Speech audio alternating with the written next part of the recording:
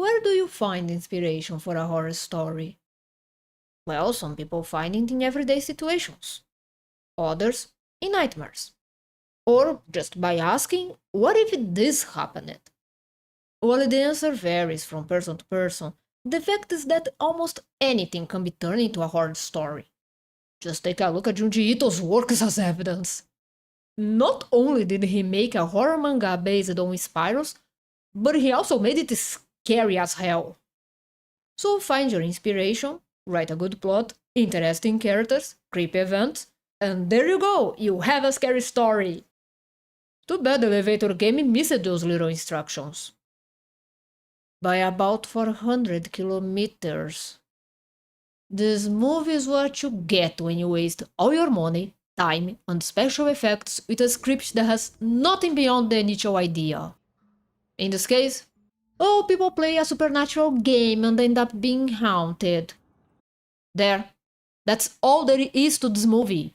Everything else is like the mishmash glop that I prepare when my relatives announce that they're coming over for Christmas dinner 1 hour before they arrive.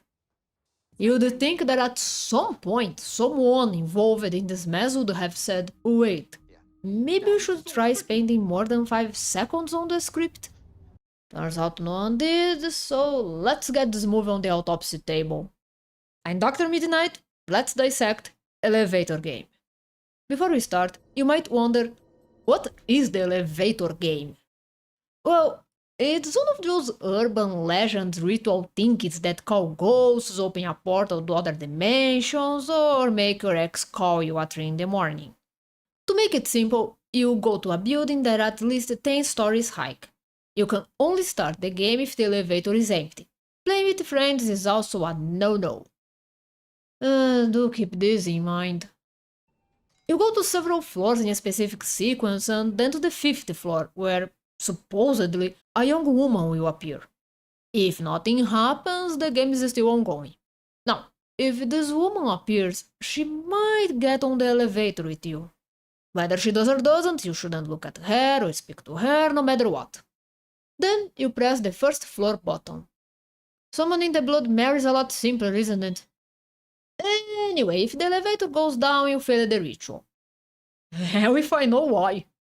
Apparently there is no specific reason. I see this as a game of chance, so I'll take this as a sign that you shouldn't go to Vegas.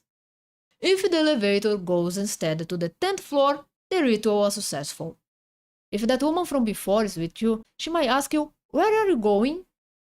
She's probably wondering if you're drunk, but again, you really shouldn't talk to her. On the other hand, you're already wasting your time playing this stupid game anyway, so whatever. So now you're in a different dimension. Woohoo! You can leave the elevator if you want. Take a look around. Do a little sightseeing. Get a souvenir from the gift shop. Just use the exact same elevator once you want to leave, because if you don't, you'll be trapped in there forever.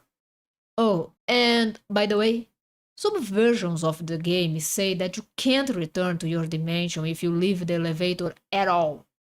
Others say that an evil spirit will attach itself to you. Or that you may start suffering from some weird disease.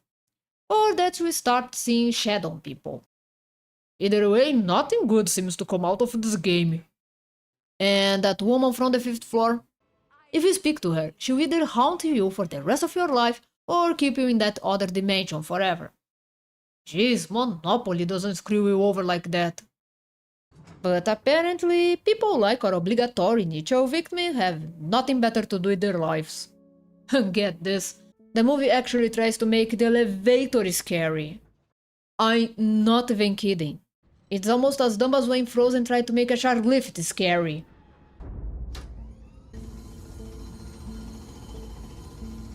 You can add creepy music all you want, my friend. This is just not going to work. Come back when you have something like Silent Hill. You know, maybe this girl is scared because she just realized how dumb this whole thing is and is hoping that there's no one seeing her right now. Alright. Moment of truth. Why don't you go all the way and draw a pentagram on the floor with goat blood? Of course things go... well, actually quite well. What? She played the game to see a ghost? She saw a ghost. I'll call that a success. After the credits and another attempt at making elevators scary just for being elevators, we are then introduced to our characters. Welcome to Nightmare on Dare Street. Wait, my mistake. We are introduced to our mid-sex that only exists to die and are as deep as a puddle. And I know what you're thinking. Oh, Midnight, you say that all the time. First off, it's Dr. Midnight. Thank you very much. Second, I'm not exaggerating. Those characters are among the most shallow, boring, underdeveloped waste of organs that we have ever seen around here. We're playing Three Kings to talk to the spirit of a dead king. Yep. This is a group that runs a YouTube channel doing supernatural rituals in creepy locations, such as houses that belong to serial killers. Okay, the important thing is to do something you enjoy, and I don't think this would be the worst idea for a channel. Their idea of how to present their sponsors' products, however... Something green, vegetable drink. Who can tell me what's wrong here? When we mention a sponsor, we need to see their product. See? It's right there. I'd like to say I refuse to believe any human being could lack so much common sense, but they are characters in a horror movie, so everything is possible. Sure, the product in question is a natural smooch that looks like it's made with seawater, but still. By the way, this video is sponsored by my boss's decision to punish me as much as they can because they hate me. Our little group then talks more about the product presentation, travel reimburses, and I'm already beyond not giving a damn. Listen to this conversation. Tell me which part of it is engaging. Are we gonna start getting reimbursed for travel expenses? We don't have the budget for that. Our main goal was to do this professionally. Chloe, your mom said go to college or get a job. Izzy, I actually don't know what your parents want you to do. Yeah, those are so the sort of people that I want to hang out with for the next hour and a half without my scalpel. So, after this whole useless conversation, the team learns that they have a new intern slash helper slash new guy, and I already pity this poor bastard. What do you know about this guy? He emailed us wanting to help. Is he the weird looking dude that I saw on the way in here? The new guy, Ryan, surprisingly doesn't leave after hearing this whole yada yada. In fact, he might even be a good addition to the team. You see, everyone seems to be out of ideas for their next episode. Well, actually they do have ideas, they just don't have the money to go anywhere outside their city. And Ryan has a suggestion of his own. Oh my, I wonder what it will be. Of course it's to play the elevator game. He even tells them that he just so happens to have heard about a girl who disappeared while playing the game. And it just so happens that she played this game in an office building nearby. Oh, I'm sure he just so happens to have heard about it and has no connection to her whatsoever. And we decided that no one wants to watch us ride an elevator for 20 minutes. And then the producers talk we'd want to watch you jerks for a whole movie. What's your point?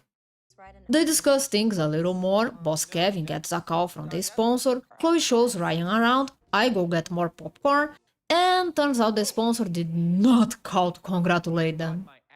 Yeah, I'm as shocked as you are. Now they only have 1 week to shoot the next episode, otherwise they can say bye-bye to the sponsorship. So, for lack of better options, they go with Ryan's idea. Still don't know how you're gonna make all that interesting. Just saying. Quick question. Why do you guys work with this pain in the ass? I mean, come on, I have to work with the mirror, but he comes with the basement, so I don't exactly have a choice in the matter. What's your excuse? I get bonus points if I act like I care. See what I mean? With this scene mercifully over, you may have noticed a serious problem with this movie. The pacing. It's just such a mess. In fact, this scene is a prime example of what you shouldn't do. It lasted what? 10 or 11 minutes, give or take it? Well, guess what? It added nothing to the characters or the plot. The characters are so bland that they just made the scene go from boring to annoying in record time. Don't get me wrong. Of course, you can write and you need scenes that last longer than 5 minutes. You need to let the audience get to know the characters. Nope. But this on the screen. was just character exposition mixed with info dump, and worst of all, it felt like a filler. Want to know how this particular scene could work? Have Kevin and the group have a brief discussion about the financial issue and how it limits their options before he introduces Ryan. At this moment, Kevin receives a call from the sponsors. During this time, Ryan suggests that they shoot an episode about the elevator game. Kevin leaves the office and explains that they have just 1 week to shoot a new episode. Some of them support the idea of playing the elevator game, despite Chris insisting it would be boring. They decide to go for it for lack of better options. There, see? It's over. You don't need to go on and on about how they are having problems with money. We don't need to know how the parents of each character feel about what they're doing because said parents never appear, nor are they mentioned ever again. So this is irrelevant. And you don't need to have Chloe giving Ryan a tour in a failed attempt to start a chemistry that will go nowhere when this can happen later. They would have more time to work on the growing threat that they will eventually face, the characters' actual personalities, and their relationships. Using a filler like this just makes the audience think that you have no idea of what could happen in your own movie, and makes everyone lose interest. Well, more than we already lost. But we're already in a sinking boat, so we might as well jump in the shark-infested waters and follow the merry band of doomed characters as they head to the mentioned building with no worries whatsoever. After all, since it's an office building and Saturday evening, it's bound to be completely empty.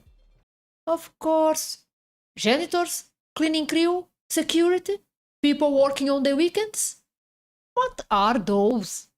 Besides, how could something as silly as, security cameras cause any problem whatsoever in the future, right? I know characters in horror movies can be a bit dense, but that's not an invitation for you guys to set a new bar. Oh, and look, the sponsor sent them some shirts. Yep, I made a bad deal. I better make sure those idiots do their stupid part and advertise my damn stuff. I don't do green. Everyone wearing the same thing? We're not worried about losing our credibility? Can't lose what you never had. Just saying it. Yeah, despite all their previous conversation, their fashion sense is more important than staying in the good grace of the poor moron who's paying them. Also, screw you, those are still free shirts. As they prepare for the shooting, we get some more exposition for good measure. Oh, how nice. It's not like I didn't have enough of that already. Going over my notes on our 5th floor woman. Vengeful ghost that haunts some place called the Red Worlds. So what got you into this ghost game stuff? I'm a total research nerd. Which would be fine with me if you were an interesting research nerd. And if this wasn't just a quirk disguised as a personality. Seriously, we're not even 30 minutes in, and it already feels like I've been here forever. They finally start to shoot the damn episode, and it's time to play. Oh, I can barely contain my excitement. Also, remember how the rules insist that the game must be played alone? Tell that to those dumbasses. Then again, I suppose this is the least of our concerns right now. Chloe comments that Chris seems to be less chatty than usual. Just play along with it, it's easier that way. To which he replies that he just feels like he's talked enough for this episode, and he's okay and knows absolutely nothing whatsoever about the girl who disappeared. Why ever would you ask? Yeah, sure. The cameras go off because... insert whatever ghostly reason of your choosing here. But it seems that the ritual worked. The 5th floor woman. Don't tell him not to sign the paper. Or maybe not. With the loss of nearly half of their footage, Ryan suggests that they just try it again, snapping when Chris keeps being his funny, lovable self that you so don't want to see chopped up into little pieces. Now, I must say, as annoying as Chris is, this reaction feels just kinda weird. Sure, Chris knew the missing girl, Becky, who turns out to be Ryan's sister because whoever saw that coming. But his reluctance doesn't feel like the kind that would push Ryan's buttons. Then again, usually this sort of thing is treated as a kind of review, and here it feels downplayed. Grow together in Chris under a is week. just afraid that this is all gonna tie him back to Becky. Yeah, we all knew that, but the other characters didn't. Also, Ryan didn't say anything to see Chris' reaction. He didn't try talking more about Becky and what happened. Chris just acted as if he didn't think the game would make a good episode. Again, it just doesn't feel like the straw that will break the camel's back, you know? But yes, Ryan reveals that Becky was a fan of the show. Chris had some, happy times with her, told her about the elevator game and how she should record herself playing it. That he would put it on the web and make her famous, and then he ghosted her. Pun not intended. Of course, rather than getting some comfort ice cream, she decided to play the game. And somehow we're supposed to care about any of this. You are fucking pathetic. Your loser sister ran away. Sadly, before you can finally see Chris losing his teeth, a security guard finds them, and they all have to leave.